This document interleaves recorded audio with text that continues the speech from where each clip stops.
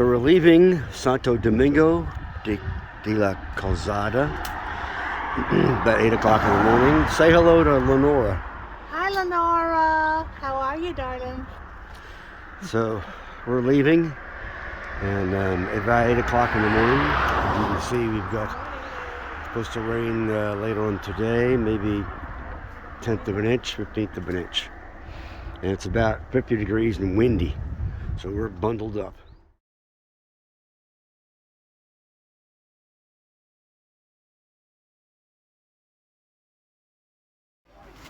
So we took our first break in Renault.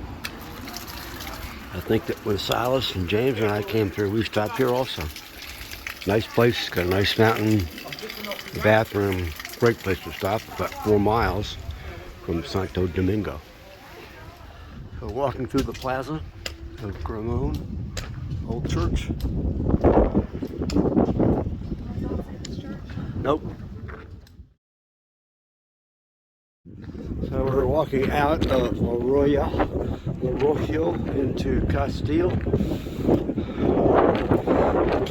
y Leon. And the guidebook says that there are, back when this was an area of lots of kingdoms and castles, there are still people who don't want to be called Castilian or separated. So the wind is strong, as you can tell. Still in the low 50s. Glad we wore our long wool shirts.